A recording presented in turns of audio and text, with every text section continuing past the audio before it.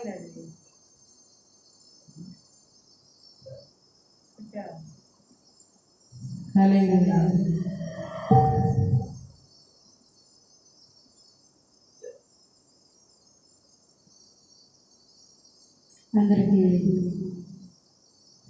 యేసుక్రీస్తు శుభనామంలో మీ అందరికీ పాట ద్వారా దేవుని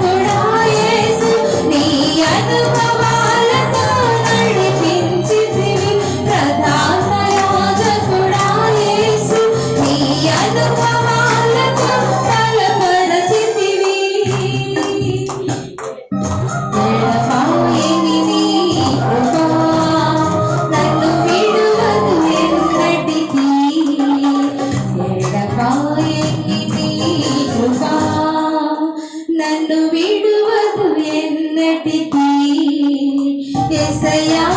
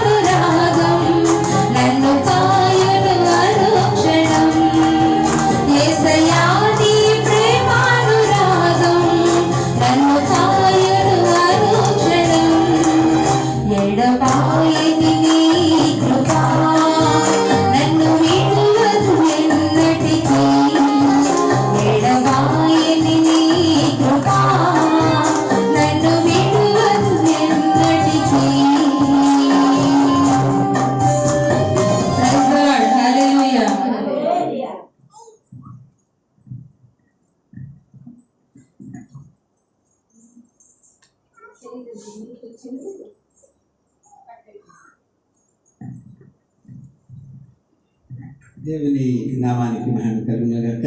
చేరుకుని వచ్చిన మీ అందరికీ వందనాలు. దేవుని యొక్క వాక్యాన్ని చిన్న ప్రార్థన చేసుకుందాం. పరిశుద్ధమైన ఓ తండ్రి, ప్రేమ నమ్మకం కలిగిన మా ప్రభువా, నీకు వందనాలనైనా. ఈ గడిచిన వారమంతా కూడా మీరు మమ్మల్ని కాచి కాపాడారు. ఈ పరిశుద్ధ ఆదివారము ఈ నెలలో మొట్టమొదటి ఈ దినాన ప్రవేశపెట్టినందుకు నీకు నేరుగా చేసుకుంటున్నాం. మీ సన్నిధి మాతో ఉంచి నడిపించవలసిందిగా వేడుకుంటున్నాం. అబ్రహాము దేవుడా, ఇస్సాకు దేవుడా, మాకు చాలిన దేవుడా, నీకు వందనాలు చెల్లించుకుంటున్నాం. నీ ప్రియకుమారుడైన యేసుక్రీస్తు రక్తము ద్వారా మమ్మల్ని కడిగి శుద్ధి చేసి నీ బిడ్డలుగా, నీ సొత్తుగా మమ్మల్ని సమకూర్చినందుకు నీకు నిండుగా వందనాలు చెల్లించుకుంటూ, చేరి వచ్చిన మా అందరితో నీ వాక్యము ద్వారా మాతో మాట్లాడి మమ్మల్ని ధైర్యపరిచి ప్రోత్సహించి నేను బలపరచవలసిందిగా వేడుకుంటూ, అల్పుడను బలహీన నన్ను కూడా మరుగు చేసుకొని ఈ దివ్యమైన వాక్కుల ద్వారా మా అందరితో మాట్లాడవలసిందిగా వేడుకుంటూ యేసు నామమున అడిగి వేడుకుంటున్నాము తండ్రి. ఆమేన్. దేవుని నామానికి మహిమ కలుగును గాక. మనం పరిశుద్ధ బైబిల్ గ్రంథంలో నుండి 1వ రాజుల గ్రంథము 19వ అధ్యాయము మొదటి 4 వచనాలు చదువుకొని మనం ముందుకు వెళదాం. 1వ రాజుల గ్రంథము 19వ అధ్యాయము మొట్టమొదటి నుంచి 4 వచనాలు చదువుకొని మనం ముందుకు వెళదాం. ఇక్కడ ఏమి రాయబడి ఉన్నదో, తాను ఒక దినప్రాయము 19వ అధ్యాయం 1వ రాజుల గ్రంథము 19వ అధ్యాయం మొట్టమొదటి నుంచి ఏలియా చేసినదంతయును అతడు ఖడ్గము చేత ప్రవక్తలందరినీ చంపించిన సంగతియును ఆహాబు యెజెబెలునకు తెలియజెప్పగా ఒక దూత చేత ఏలియాకు ఈ వర్తమానము పంపించెను. రేపు ఈ వేళకు నేను నీ ప్రాణమును వానిలో ఒకని ప్రాణము వలె చేయని ఎడల దేవుడు నాకు గొప్ప అపాయము కలుగజేయునుగాక. కాబట్టి అతడు ఈ సమాచారము తెలుసుకొని లేచి తన ప్రాణము కాపాడుకొనుటకై పోయి యూదా సంబంధమైన అచ్చట ఉండమని తన దాసునితో చెప్పి తాను ఒక దిన ప్రయాణమున అరణ్యములోనికి పోయి ఒక బదరీ వృక్షము క్రింద కూర్చుండి మరణాపేక్ష గలవాడై యెహోవా, నా పితరుల కంటే నేను ఎక్కువ వాడను కాను, ఇంత మట్టుకు చాలును, నా ప్రాణము తీసుకొనుము అని ప్రార్థన చేసింది. అందరూ సాధ్యాన్ని స్తోత్రం చేద్దామా? ఇంకోసారి ప్రేమైనటువంటి దేవుని బిడ్డలారా, ఈ ఉదయకాల పిల్లలు ఈ 1వ రాజుల గ్రంథం 19వ అధ్యాయాన్ని మనం జ్ఞాపకం చేసుకుంటున్నాం. ఇక్కడ భక్తుడైనటువంటి ప్రవక్త అయిన ఏలియా మనకు కనిపిస్తా ఉన్నాడు. ఈ ఏలియా ప్రవక్త దేవుని కొరకు దేవుడు పంపించిన ప్రవక్త, దేవుని కొరకు జీవించిన ప్రవక్త, దేవుని కొరకు తనను తాను ప్రతిష్ఠించుకున్న ప్రవక్త. అయితే ఈయన తన జీవితంలో ఇంకా కొంచెం వెనక్కి వెళ్ళి 18వ అధ్యాయం అంతా కూడా మనం చదువుకుంటూ వస్తే, ఆయన తన జీవితంలో దేవునికి తప్ప వేరొకలకు మొక్కేవాడు కాదు. ఎందుకంటే దేవుడు వెంటనే తనతో మాట్లాడి పంపించేవాడు. ఆ రోజులలో ఇశ్రాయేలు ప్రజలను దాను మొదలుకొని బేర్షెబా వరకు పరిపాలన చేసే ఆ రోజులలో రాజైనటువంటి అహాబుకు, రాణి అయినటువంటి యెజబెలుకు ఇశ్రాయేలు మీద దేవుడు పట్టాభిషేకాన్ని చేసి ఆ రాజ్యం అంతటిని పరిపాలన చేసే హక్కు, అధికారం వాళ్ళకి ఇచ్చాడు. ఇస్తే వారు తమ జీవితంలో దేవుడు అధికారం ఇచ్చి దేవుని ప్రజలను పరిపాలన చేయమని ఇస్తే వారు ఆ లోకంలో ఉన్నటువంటి కొన్ని ఆచారాలు, వ్యవహారాలు చేయడం ప్రారంభించారు. ఈ రాణి ఒక ప్రత్యేకమైనటువంటి స్థితిలో ఉంది. ఆమె పేరుకు యూదులుగా ఉన్నారు, పేరుకు దేవుని ప్రజలుగా ఉన్నారు, కానీ ఆమె రాణి అయిన తర్వాత ఒక ప్రత్యేకమైన రీతిలో తన అలవాట్లు వదిలిపెట్టుకోకుండా ఆమె ఒక రకమైన కాషాయ వస్త్రాలు వేసుకొని మరి పూజలు పునస్కారాలు చేయడం ప్రారంభించింది. ఆమె చేస్తూ అలా ఉండడం కాకుండా రాణి గారు కాబట్టి ప్రత్యేకంగా ఒక ప్రత్యేకమైనటువంటి పూజా పురస్కారాలు చేసేటువంటి ప్రవక్తలను కొంతమందిని ఏర్పాటు చేసుకుంది. దాదాపుగా ఈమె ఒక గుంపు 400 మంది, ఒక గుంపు 450 మందిని, మొత్తం 850 మంది ప్రవక్తలను పోషిస్తూ వస్తుంది. ఆ రాజ్యంలో పోషిస్తూ వస్తున్నటువంటి సందర్భంలో మరి అది దేవునికి ఎంత మాత్రం కూడా నచ్చలేదు కాబట్టి అదంతా కూడా మరి ఏలియా సహించలేక దాని విషయంలో చాలా మరి బాధపడుతూ ఏలియా కూడా వారి మీద పందాన్ని విసిరి 850 మంది ఒక పక్కన, యెహోవా దేవుని ప్రవక్తగా ఏలియా ఒక పక్కనే నుంచొని వారికి ప్రతిజ్ఞ చేసి వారికి వీరికి ఒక ఎద్దును తీసుకొని, బాగా బలిసినటువంటి ఎద్దును తీసుకొని కట్టెలను అన్ని పేర్చి, మీరు ఎక్కువ మంది ఉన్నారు కాబట్టి దీనిని తునకలుగా కోసి బలిపీఠం పేర్చి కింద ఏమి నిప్పేయకుండా ఆకాశం నుంచి అగ్ని వచ్చి మీరు ఏర్పాటు చేసిన ఈ బలిని దహించాలి, అలా ఎవరైతే చేస్తారో వాళ్ళే దేవుడని ఏలియా మధ్య ఆ 850 బయల ప్రవక్తల మధ్య ఒక ఒప్పందం చేసుకొని వాళ్ళు ఈ 18వ అధ్యాయం చరిత్ర అంతా మనం చూడగలం. ఇలా చేస్తున్నటువంటి తరుణంలో వారు ఎక్కువ మంది ఉన్నారు కాబట్టి ఉదయం నుండి సాయంత్రం వరకంట వాళ్ళు ఆ యొక్క పూజలో పునస్కారాలు చేసి కట్టెలు పేర్చి ఎద్దులు కోసి ఆ మాంసమంతా దాని మీద పెట్టి ఆ తాళాలు తప్పెట్లు కొట్టుకుంటూ కేకలు వేస్తూ కొరడాలతో కొట్టుకుంటూ ఆ ఒళ్ళంతా గీసుకుంటూ రక్తమంతా కారేటట్లుగా ప్రార్థనలు చేస్తూ ఉజ్జీవంగా పాటలు పాడుతూ ఇలా చేస్తా ఉన్నారట. ఉదయం నుండి సాయంత్రం వరకు అలా చేశారట. కానీ ఆకాశం నుంచి అగ్ని ఏమాత్రం కూడా దిగి రాలేదా. మరి ఇక సాయంత్రం పూట ఇక ప్రొద్దుగుకే టైంలో ఏలి అంటున్నాడు, ఇంకా మీ వల్ల కాదులే అని. వెంటనే ఆయన పడిపోయిన 12 రాళ్లను నిలబెట్టించి దాని నిండా నీళ్లు పోయించి దాని చుట్టూ గింజలు పోయించి దాని మీద కట్టెలు వేర్చి కట్టెల మీద పశువుని ముక్కలుగా చేసి పేర్చి దాన్ని తడిచేటట్లు 3 నీళ్లు పోసాడట. 3 నీళ్లు పోయమంటే పోసారట పనివారు.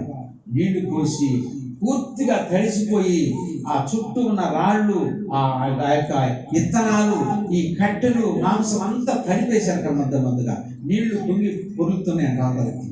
అలాంటి టైంలో సూర్యుడు అస్తమించే సమయంలో దేవునికి నైవేద్యం అర్పించే సమయంలో ఈ ఏలియా ప్రవక్త ఒక్కడే ఉండి ఆకాశమును భూమిని ఇందరి సమస్తమును చేసిన దేవదేవునికి ప్రార్థన చేయటం ప్రారంభించాడంట. ఆకాశమును భూమిని సృజించిన తండ్రి నీకు వందనాలు. ఎంతవరకు వాళ్ళు చేయలేకపోయారు, కానీ నువ్వు సమస్తాన్ని చేసావు కాబట్టి ఇది నీకు ఇష్టమైనటువంటి బలి అని ఏలియా ప్రార్థన చేయడం ప్రారంభించినప్పుడు అబ్రహాము దేవా, ఇస్సాకు దేవా, యాకోబు దేవా, ఇశ్రాయేలును పరిపాలన చేసే దేవా అని కొన్ని మాటలు మాత్రమే ఉచ్చరించి ప్రార్థన చేస్తుండగా ఆకాశం నుంచి అగ్ని వచ్చి ఈ బలిపీఠమును, ఈ మాంసమును, కట్టెలను, రాళ్లను, ఆ యొక్క నీళ్లను అంతటిని కూడా కాల్చివేసింది. ఇప్పుడు పందెంలో ఓడిపోయారు. ఎంతమంది? 850 మంది ఒక పక్కన ఉన్నారు. ఏలియా ఒక పక్కన ఉన్నాడు. ప్రజలందరూ చూస్తూ ఉన్నారు, రాజుగారు కూడా చూస్తూ ఉన్నారు, అందరూ చూస్తూ ఉన్నారు. ఇప్పుడు అన్నాడు, వీళ్ళు మొత్తాన్ని పట్టుకొని ఒక్కడను కూడా పనివ్వకుండా మొత్తాన్ని నరికివేయండి. మొత్తాన్ని చంపేశారట. 850 మందిని బయలు ప్రవక్తలను చంపేస్తే ఈ పెట్టి పోషిస్తున్న యెజబెలుకి తెలిసింది ఈ విషయం.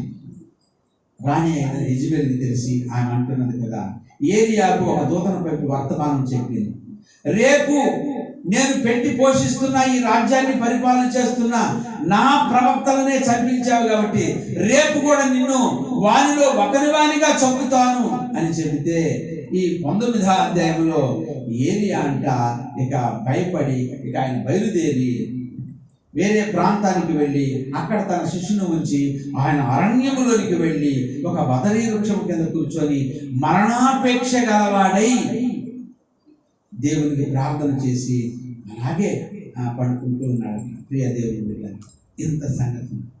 దీని అంతటి కారణం ఏంటంటే ఈ యెజబెలు అనేటువంటి రాణి ఈ ఏలియా మీద కుట్ర పడింది. ఎప్పటికైనా చంపాలి అనుకుంది, ఈమె చంపాలి అనుకుంది. కానీ ఆ టైంలో ఆ చరిత్ర అంతా చూస్తే ఈ 19, 20, 21 అధ్యాయాలు చూస్తే ఆమె చంపడానికి అసలు దేవుడు ఎక్కడ అనుమతి ఇవ్వలేదు. ఏలియాను టచ్ చేయడానికి కూడా అనుమతి ఇవ్వలేదు.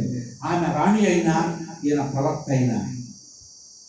అయితే పట్టుకుని రమ్మని తరువాత అధ్యాయాల్లో మనం చూస్తే మరి ఏలియాను పట్టుకుని రమ్మని చెప్తాడు ఆహాబు. అలా చెప్తే ఏం జరిగిందో తెలుసా? ఆయన ఊరి బయట కొండ మీద ఉన్నాడు.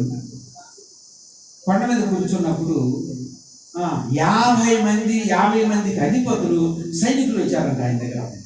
ఎవరి దగ్గరకు? ఏలియా గారి దగ్గర వచ్చి, ఏలియా, ప్రవక్త అయిన ఏలియా, రాజు నిన్ను పిలుస్తూ ఉన్నాడు రమ్మని అని చెప్పారు. చెప్తే ఏమన్నాడు తెలుసు ఏలియా? నేనే ప్రవక్తనైతే నిన్నును నీ 50 మందిని ఆకాశం నుంచి అగ్ని వచ్చి దహించునుగాక అన్నాడు. ఆయన నోటి మాట పలుకులు దేవుడైన యెహోవాని ఆకాశం నుంచి అగ్ని వచ్చి 50 మందిని 50 మందికి ఉన్న అధిపతులను కాల్చివేసిందంట. అక్కడే కాల్చివేసింది. అందరూ చనిపోయారు. ఇంకా రాలేదని ఆహాబు ఇంకొక 50 మందిని 50 మందికి అధిపతిని పంపించాడట. అప్పటికి కాలి దిగిపోయింది. వారు వచ్చి చెప్తున్నారట, రాజుగారు పిలుస్తా ఉన్నాడయ్యా, మీరు రండి.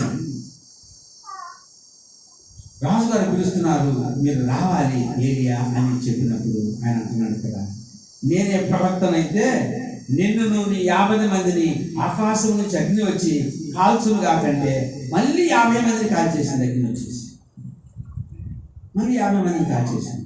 50 మందిని 50 మందికి ఉన్న అధిపతిని కాల్చివేసింది. ఇటు ఒక 50 మంది పడిపోయారు, ఇటు ఒక 50 మంది పడిపోయారు, చనిపోయారు, కాల్చేసింది. మరలా 50 మందికి అధిపతిని పిలిచాడు రాజుగారు. పిలిచి, నీ వెళ్ళి ప్రవక్త ఏలియాని పిలుచుకురామంటే ఆయన వచ్చాడు. చూశాడు, ఇటు ఒక్కొక్క చూశాడు, ఇటు ఒక్కొక్క చూశాడు. వచ్చి మోకరించి దండం పెట్టి, అయ్యా, నీ దృష్టికి నా ప్రాణం ప్రేమగా ఉంచు, నన్ను కాల్చొద్దు, నన్ను చంపొద్దు అని వినయముగా వేడుకుంటూ ఆయనకు భయపడి ఎప్పుడైతే వినయమును చూపించాడో అలా వినయమును చూపించినప్పుడు ఇక ఏలియా ఆజ్ఞాపించాలి. అప్పుడు దేవుని యొక్క ఆత్మ ఏలియా దగ్గరకు వచ్చి చెప్తుంది, నీ వెళ్ళు, రాజు దగ్గరికి వెళ్ళాను. ఇప్పుడు వెంటనే దేవుని దూత చెప్పింది కాబట్టి వెంటనే దిగి రాజు దగ్గరికి వెళ్ళి పరిస్థితి అంతటిని కూడా కొంత రాబోయే కరువుల గురించి లేక తిరుగుబాటుల గురించి, మీ పరివర్తన సరిలేదు అనే దాని గురించి ఏలియా ప్రవక్త ఆహాబుతో మాట్లాడినట్లుగా మనం చరిత్ర గ్రంథాన్ని మనం చూస్తాము. అంటే దేవుడు మానవుల యొక్క అధికారాన్ని చూపించినప్పుడు దేవుడు తన శక్తిని చూపించగలడు. దేవుని యొక్క ప్రవక్త, దేవుని యొక్క శిష్యుడు తన శక్తిని చూపించగలడు. అయితే ఈ ఉదయకాలపు వేళలో మరి దేవుణ్ణి నమ్ముకున్నటువంటి మనము మరి ఈ వాక్యం చదవాలి, ఈ వాక్యాన్ని వినాలి కదా, ఈ వాక్యాన్ని చదవాలి, వినాలి. వినినప్పుడు ఏం జరుగుతుంది? మనకు విశ్వాసం కలుగుతుంది. ఆ మాటలు మన హృదయంలో ఉంటాయి, మన మనసులో ఉంటాయి. అప్పుడు మనకొచ్చిన కష్టాన్ని బట్టి, మనకొచ్చిన బాధను బట్టి, మనకొచ్చిన శ్రమను బట్టి మనము వాక్యము ఎత్తి ప్రార్థన చేసినప్పుడు ప్రభు మనకు తగిన సమయమందు మన ప్రార్థన ఆలకించి మనకు ఆటంకపరిచే ప్రతి సమస్యను పారగొట్టగలడు ఆయన. ఇంకొకసారి దేవుని స్తోత్రం చేద్దాం. ఇంకోసారి ప్రియ దేవుని బిడ్డలారా, ఈ యెజబెలు అనేటువంటి రాణి ఏలియాను చంపాలనుకుంది. అయితే ఆ వల్ల కాలేదా? ఆమె వల్ల కాదు, ఆమె వల్ల కాలేదు కాబట్టి ఆమె మౌనంగా ఉంది. మరి ఒకసారి మత్తయి సువార్త 14వ అధ్యాయం మొట్టమొదటి నుంచి 8 వచనాలు కన్నా మనం గమనిస్తే ఇక్కడ ఇంకొక సందర్భం ఉంది. ఈ సందర్భాన్ని మనం జ్ఞాపకం చేసుకున్నాం. మత్తయి సువార్త 14వ అధ్యాయము 1వ వచనం నుంచి 8వ వచనం వరకు చూద్దాం. చదవమా. ఆ సమయమందు చతుర్థాధిపతి అయిన హేరోదు యేసును గూర్చిన సమాచారమిని ఇతడు బాప్తిసమిచ్చు యోహాను అతడు మృతులలో నుండి లేచి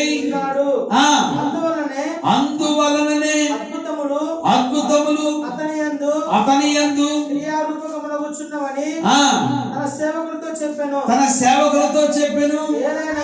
ఏలయనగా నీవు నీ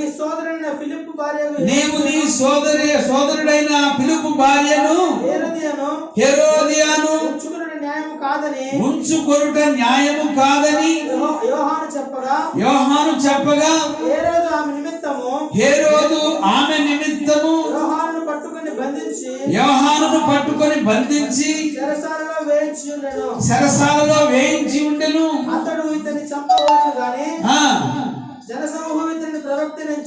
జనసమూహము ఇతనిని ప్రవక్తని ఎంచెను గనుక వారికి భయపడి అయితే హేరోదు జన్మదినము వచ్చినప్పుడు వారి మధ్య నాట్యమాడి హేరోదును సంతోషపరిచెను గనుక అతను ప్రమాణపూర్వకము వాగ్దానం చేసెను. అప్పుడు ఆమె తన తల్లి చేత ప్రేరేపింపబడినదై బాప్తిసమిచ్చి యోహాను తలను పళ్ళెములో పెట్టి నాకిప్పించమని అడిగను. రాజు దుఃఖపడినను తాను చేసిన ప్రమాణము నిమిత్తము తనతో పాటు భోజనమును కూర్చున్న వారి నిమిత్తమును ఈయన ఆజ్ఞాపించి బంట్రోతును పంపి వాడని తల పల్లెములో పెట్టి తెచ్చి ఆ చిన్నదానికి ఇచ్చాను. ఆమె తన తల ఎత్తుకు దాన్ని తీసుకుని వచ్చాను. అతడు యోహాను శిష్యులు వచ్చి శవమును ఎత్తుకుని పోయి పాతి పెట్టి యేసునొద్దకు వచ్చి తెలియజేసిరి. ఇక్కడ మనం గమనించినట్లయితే ప్రియ దేవుని బిడ్డలారా, ఇక్కడ ఇంకొక సందర్భాన్ని మనం చూస్తా ఉన్నాం. యోహాను బాప్తిసమిచ్చే యోహాను యేసు ప్రభువుకు ముందుగా 6 నెలల ముందుగా పుట్టాడంటే ఎవరు? యోహాను, బాప్తిసమిచ్చే యోహాను. ఈయన తల్లిదండ్రులు ఎవరంటే మరి జక్కరియా, ఎలిజబెత్ అనేటువంటి వారు. ఇది మనకు లోకాసువార్త 2వ అధ్యాయంలో 1వ అధ్యాయం 2వ అధ్యాయం ఈ సందర్భం అంతా కూడా రాయబడింది. యేసు ప్రభు కంటే 6 నెలలు ముందుగా పుట్టినటువంటి ఈ బాప్తిసమిచ్చే యోహాను ఏనంట ఆయన జీవించిన దినాలలో రాజులను సైతం హెచ్చరించాడు, రాణులను సైతం హెచ్చరించాడు. అక్కడ ఆహాబు రాజు యెజబెలు అనేటువంటి రాణి దేవుని మార్గంలో ఉండకుండా తన ఇష్టానుసారంగా జీవిస్తూ ఏలియా హెచ్చరించాడు ఆమెను. ఇక్కడ బాప్తిసమిచ్చే యోహాను, ఇక్కడ కూడా హేరోదు రాజు అంటే వేరొక రాజు. ఆ రోజుల్లో రాజులకు ఒక నామకరణం, ఒక బిరుదు ఉండేది. ఆ బిరుదును బట్టి హేరోదు అంటూ సంబోధించేవారు. అయితే ఇతనంట రాజులకు బహుభార్య తత్వం ఉంది కాబట్టి తన తమ్ముడైన ఫిలిప్పు చనిపోతే తన భార్యను ఇతని భార్యగా తెచ్చుకున్నాడట ఇంటికి. అది ప్రవక్త అయిన యోహానుకు నచ్చలేదు. అందుకని చెప్తున్నాడు, నీ తమ్ముడైన ఫిలిప్పు భార్యను నువ్వు తెచ్చుకున్నావు, నీ ఇంట్లో ఉంచుకున్నావు కాబట్టి అది మంచిది కాదని హెచ్చరిస్తే రాజుగారికి కోపం వచ్చింది. ఆ ఫిలిప్పు భార్య హేరోదియాకి కూడా కోపం వచ్చింది. కానీ ప్రజలందరూ ఈయన ప్రవక్త అంటున్నారు కాబట్టి భయపడి వాళ్ళేమీ చేయలేకపోయారు. అయితే ఒకరోజు వాళ్ళకి మంచి సమయం వచ్చింది. హేరోదు రాజు జన్మదినం వచ్చింది. ఆ జన్మదినంలో అందరూ బాగా విందు చేసుకుంటున్నారు, బంధువులు అతిథులు వచ్చారు. ఆ టైంలో అంతా బరీగా తిన్నారు, తాగారు, నాట్యం చేసేవాళ్ళు ఎవరు లేరు, ఆనందం చేసేవాళ్ళు ఎవరు లేరు. కాబట్టి ఆ సభంతా మౌనంగా ఉంది. ఆ సభంతా పెద్దగా ఇదేమి లేదు, తిన్నారు తాగారు కానీ అక్కడేమి లేదు. అందుకని ఆ టైంలో ఈ హేరోదియా కూతురు ఉన్నది, ఆమె వచ్చి వాళ్ళ మధ్య నాట్యం చేసిందంట. అంటే ఆ విందుని పరిపూర్ణం చేసింది, ఆ విందుని ఆనందింప చేసింది. ఆ రాజుని, రాణులను, వచ్చిన వారందరినీ కూడా ఆమె నాట్యం చేసి ఆనందింప చేసేటప్పటికి ఆయన సంతోషములో అంటున్నాడంట, నీవు ఏమి కోరినను నేను నీకు ఇస్తాను అని చెప్తే ఆమె అంట తల్లి దగ్గరికి పోయిందంట, హేరోదియా దగ్గరికి వెళ్ళి ఏమి కోరుకోమంటావంటే ఆమె ఏమందంటే, ఎప్పుడు హెచ్చరిస్తూ ఉన్నాడు, బయటికి పోవాలంటే భయంగా ఉంది, ప్రజల్లో అవమానపరుస్తూ ఉన్నాడు, ఆ బాప్తిసం ఇచ్చే యోహాను తలను కోరుకో చూచారా. అంటే సత్యాన్ని సత్యంగా మాట్లాడితే ఆ సత్యాన్ని గొంతు నొక్కే ప్రజలై ఉన్నారు.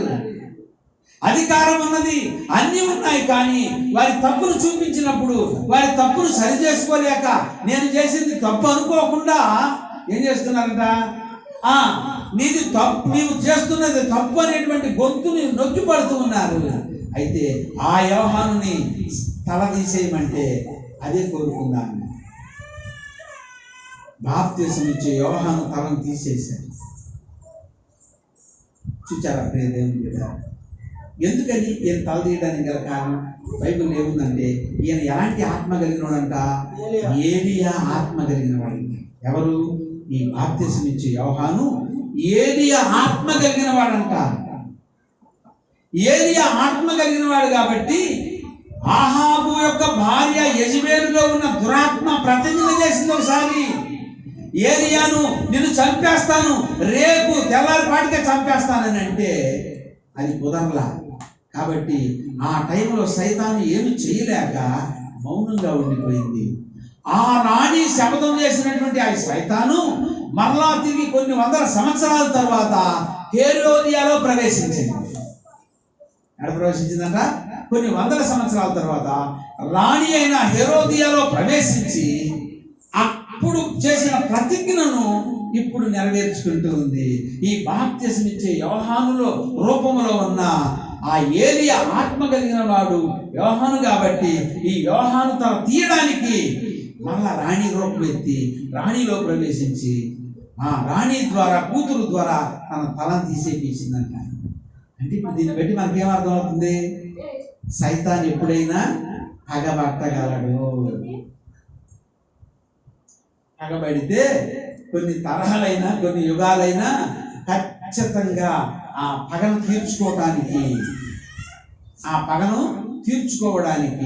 మన పితరులైన ఆది తల్లిదండ్రులు ఆదాము అవ్వల నుండి పగబట్టినటువంటి వాడు ఆనాటి నుండి మానవ దేవుని సంతానం మీద పగబట్టి ఏదో శుభ్రంగా లోకంలో ఉండి బయటకు వచ్చాం, దేవునిలో ఉన్నాం, సుఖంగా నెమ్మదిగా ఉందామని దేవునిలోకి వస్తే దేవునిలో కూడా ఉన్న నీటిలా ఎందుకని పగబట్టాడు అంతే. అంటే మన ఆలోచన, మన బ్రతుకు మార్చుకొని శుభ్రంగా ఉందామని మనం ఆలోచిస్తే మన మీద అనేకమైనటువంటి దుమారాలు వేస్తూ అనేకమైన సమస్యలు తీసుకొస్తూ అనేకమైన రీతులలో మరి ఇలాంటివన్నీ జరుగుతున్నాయి అంటే కారణం ఏంటంటే ఇదంతా కూడా సాతాను యొక్క ప్రేరేపణ. ఆనాడు యెజబెలు ప్రతిజ్ఞ చేస్తే ఆ ప్రతిజ్ఞ నెరవేరలేదు కాబట్టి ఈనాడు హేరోదియాలోకి వచ్చి హేరోదియా ద్వారా ఆ ప్రతిజ్ఞను ఆమె నెరవేర్చుకున్నట్లుగా మనం చూడగలం పరిశుద్ధ గ్రంథంలో. ప్రియమైన దేవుని బిడ్డలారా, కాబట్టి సాతాను గురించి అందుకనే ప్రభువారు పలుమార్లు నూతన నిబంధనలో మనతో మాట్లాడుతున్నాడు. సైతానుడు ఎలా ఉన్నాడంట? సాతాను గర్జించు సింహము వలె ఎవరిని మృంగుదునా అని తిరుగుచూ ఉన్నాడంట, వెతుకుచూ ఉన్నాడంట. ఎక్కడ పరిశుద్ధులు అగపడతారు, ఎక్కడ ప్రార్థన అగపడుద్ది, ఎక్కడ వాక్యం అగపడుద్ది, ఎక్కడ మంచి అగపడుద్ది, ఎక్కడ నీతిగా ఉంటారు, ఎక్కడ నీతి కలిగిన ప్రజలు జీవిస్తున్నారని ఆ నీతి కలిగి భక్తి విశ్వాసాల్లో ఉన్న ప్రజల మధ్యకు వచ్చి ఆ ప్రజలను శోధించడానికి, ఆ ప్రజలను పట్టి పీడించడానికి, ఆ ప్రజలకు నెమ్మది లేకుండా చేయటానికి, ఆ ప్రజలు స్థిరంగా బలంగా ఉండకుండా ఉండడానికి రకరకాల ప్రయత్నాలు చేస్తూ వారి మీద దండెత్తుతూ ఉన్నాడట సాతాను. అందుకనే ప్రభువారు ఒక మాట చెప్పాడు, మీరు సాతాను కుతంత్రాలను ఎరగని వారు కారు. కాబట్టి ఆ సాతాను యొక్క ఆలోచనలు, సాతాను యొక్క తలంపులు, సాతాను యొక్క క్రియలు, సాతాను యొక్క యుక్తి కుయుక్తి మనము గుర్తెరిగి ప్రార్థనతో, వాక్యముతో, విశ్వాసముతో, మంచి పరివర్తనతో మనం జయించే వారమై ఉండాలి. ఇదంతటికి కారణం ప్రభువుని మనం కలిగి ఉండాలి, ప్రభువులో ఉండాలి. అప్పుడే వీటన్నిటిని మనం జయించగలమనేటువంటి విషయాన్ని మనం జ్ఞాపకం చేసుకుంటున్నాం. ప్రియ దేవుని బిడ్డలారా, యోహాను రాసినటువంటి సువార్త 15వ అధ్యాయంలో మనం చూసినట్లయితే, యోహాను రాసిన సువార్త 15వ అధ్యాయము మొట్టమొదటి వచనంగా మనం గమనించినట్లయితే, నేను నిజమైన ద్రాక్షావళిని, నా తండ్రి వ్యవసాయకుడు. చాలు, అందరోసారి తెలుసుకోండి కదా, ఇంకోసారి వాక్యం చెప్తాను కదా, నిజమైన ద్రాక్షావళిని. ఈరోజు ఏంటంటే మనకు ప్రభురాత్రి భోజన సంస్కారపు భాగం అంటే ఆ యొక్క యేసుక్రీస్తు రక్తము శరీరాన్ని మనం తీసుకోబోతున్నాం. ఆయన రక్తములో కడిగిన మనము ఆ సంపూర్ణంగా దినదినము ఆయన రూపానికి మార్చబడుతున్నాం భూలోకములో. కాబట్టి ఇక్కడ యోహాను భక్తుడు అంటున్నాడు కదా, ఈ సాతాను యొక్క ఆలోచనలు, సాతాను యొక్క తలంపులు మనల్ని పాడు చేస్తుండగా యెజబెలు నుండి, ఆ యొక్క అహాబు భార్య యెజబెలు నుండి కొన్ని వందల సంవత్సరాల తర్వాత ఎక్కడికి వచ్చిందంట? ఈ యొక్క రాజు అయినటువంటి హేరోదియాలోకి వచ్చిందంట. హేరోదియాలోకి వచ్చినటువంటి ఈ సైతాను ఆ బాప్తిస్మ ఇచ్చే యోహాను తలను తీసివేసిందని మనం ఇప్పుడు దాకా మాట్లాడుతున్నాం. అయితే వాటన్నిటి నుండి విముక్తి చేయడానికి ప్రభువు అంటున్నాడు కదా, నేను నిజమైన ద్రాక్షావళిని. ద్రాక్షావళి అయినటువంటి యజమానుడు, ఆ తీగను నాటిన యజమానుడు, ఆ ద్రాక్ష తీగ, అది ఆ ద్రాక్ష తీగ వేసి అది పందిరికి అల్లుకొని గెలలు గుత్తులుగా కాయలు కాసినట్లుగా ఈ తీగ ఎక్కడికి అల్లుకుందంటే ఆకాశానికి భూమికి 3 మేకుల మధ్య యెరూషలేము గొల్గొతా పర్వతం మీదకి అల్లుకుంది ఆ చెట్టు. ఈ నిజమైనటువంటి ద్రాక్షావల్లి అది సిలువకు అల్లుకుంది. అదే యేసు ప్రభువారు. యేసు ప్రభువారి రూపంలో యెరూషలేము వీధులన్నీ తిరుగుచూ ఆ భారమైన సిలువను మోస్తూ ఆ గొల్గొతా పర్వతం మీద అల్లుకొని, చేతులలో మేకులు, తలకు ముండ్ల కిరీటము, కాళ్ళకు మేకులు, ప్రక్కలో బండకు, ఇలా ఆ చెట్టులో ఉన్నటువంటి రసమంతా కారే వరకు యేసు అనే చెట్టులో, అదే నిజమైనటువంటి ద్రాక్షావల్లి అనే ఆ చెట్టులో నుంచి ఆ రసమంతా కార్యాంత వరకు ప్రభువారు మనందరి కొరకు తన రక్తాన్ని కార్చారు. ప్రియ దేవుని బిడ్డలారా, ఎంత భారము, ఎంత బాధ్యత, ఎంతగా మన కొరకు, నీ కొరకు, నా కొరకు ప్రభువారు కష్టపడ్డాడు అనేటువంటి విషయాన్ని మనం గమనించాలి. ప్రియ దేవుని బిడ్డలారా, కాబట్టి మనం సిలువ వైపు చూద్దాం, సిలువలో ఉన్న యేసు వైపు చూద్దాం, సిలువకు అల్లుకున్నటువంటి నిజమైన ద్రాక్షావల్లిని చూద్దాం. ఇంకా మనం సాతాను వైపు చూడవలసిన అవసరం లేదు, వాని పగ వైపు చూడవలసిన పని లేదు. మనము లోకానికి మృతి పొందిన వారమై ఉన్నాం కాబట్టి ఇక లోకము, లోక సంగతులు, లోక సంబంధమైన ఆశలు క్రీస్తులో సిలువేయబడ్డాయి కాబట్టి మనం లోకము నుండి వేరు చేయబడ్డాం కాబట్టి దేవుని వైపు చూస్తూ, దేవునిలో ఉంటూ, దేవుని కొరకు ప్రతిష్ఠించబడిన మనమంతా కూడా దేవుని వైపు చూడవలసిన వారమై ఉన్నాం. ఈ ఉదయకాల వేళలో ఎటువంటి పరిస్థితిలో ఉంటూ ఉన్నాం? మనం ఇంకా లోకం వైపు చూస్తూ ఉన్నాము, మనుషుల వైపు చూస్తూ ఉన్నాము. అటువైపు చూడవలసిన అవసరం లేదు. మనం దేవుని వైపు చూద్దాం.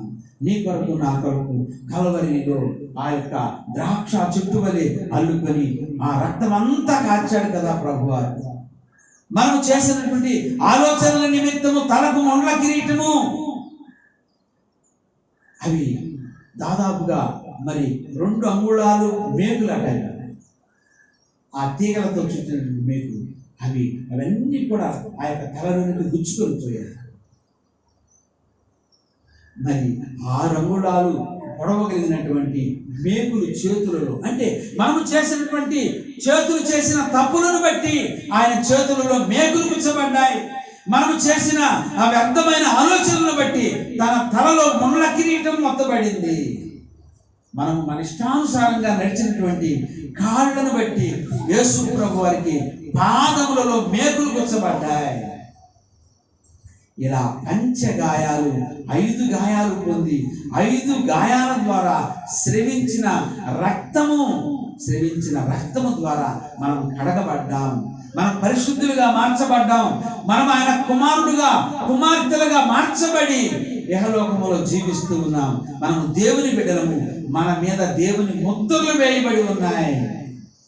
కాబట్టి ఇక లోకం వైపు, మనుషుల వైపు మనం చూడక సిలువ వేయబడిన క్రీస్తు వైపు చూస్తూ మన ముందు ఉంచబడిన ఈ పరుగు పందెములో ఓపికతో పరిగెత్తుదాం. అలాగ పరిశుద్ధాత్మ దేవుడు మనకు తన సన్నిధి నుంచి నడిపించును గాక. దేవుడి కొద్ది మాటలు దీవించును గాక. ఆమెను ప్రార్థన చేసుకుందాం. అందరం తల నుంచి కళ్ళు మూద్దాం. పరిశుద్ధుడు వెనుగో తండ్రి, ప్రేమ నమ్మకం కలిగిన మా ప్రభువా, నీ వందనాలు. ఈ యొక్క మధ్యాహ్న కాలపేడలో మరొకసారి నీ పాదాల దగ్గరకు వస్తున్నాయి. చేరు వచ్చిన సంఘాన్ని బట్టి, వచ్చిన బిడ్డలందరినీ బట్టి నీకు వందనాలు నాయన. ప్రభువా నీకు వందనాలు. అలనాడు ఆ యెజబెలు అహాబు యొక్క పరిస్థితిని ఏలియా ఆ మీద ప్రతిజ్ఞ చేసిన ఏలియాని ఏమి చేయలేకపోతే కక్ష తీర్చుకోవడానికి పగబట్టినటువంటి సాతానుడు, దురాత్మ సమూహము తిరిగి కొన్ని వందల సంవత్సరాల తరువాత నూతన నిబంధనలో పిలుపు భారీగా ఉండి, పిలుపు చనిపోయిన తర్వాత హేరోదు దగ్గరికి తీసిన తర్వాత నాయన ఆమె ద్వారా బాప్తిసం నుంచి యోహాను తల, అనగా ఏలి ఆత్మ కలిగినటువంటి యోహానును తల తీసినట్లుగా చూస్తాము. ఆ రోజు కూడా తల తీస్తానని ప్రతిజ్ఞ చేసింది, ఈరోజు తల తీసింది ప్రభువా. అలాంటి దుష్ట ప్రభావాల మధ్య మేము ఉన్నాం, అలాంటి దుష్ట ప్రతిజ్ఞల మధ్య మేము ఉన్నాం. కాబట్టి వానికి భయపడక, వాని వైపు చూడక, లోకం వైపు చూడక, సిలువ వేయబడిన క్రీస్తు నీ వైపు చూస్తూ మా ముందు ఉంచబడిన ఈ పరుగు పందెములో ఓపికతో పరిగెత్తున్నట్లుగా నీ పరిశుద్ధాత్మ శక్తి ద్వారా మమ్మల్ని నింపి నడిపించినందుకు నీకు నిండుగా కృతజ్ఞతలు తెలియజేస్తూ ఈ మనవులు దీవించి ఆశీర్వదించి మీరే మహిమ పొందని, నీ బిడ్డలందరిని ఆశీర్వదించమని యేసు నామమున అడిగి వేడుకుంటున్నాము తండ్రి. ఆమేన్.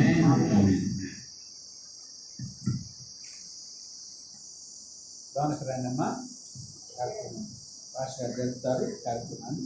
ప్రభురాత్రి భోజన సంస్కార పారాయణ తీసుకున్నాం. కొంచెం కూర్చోండి మీరు.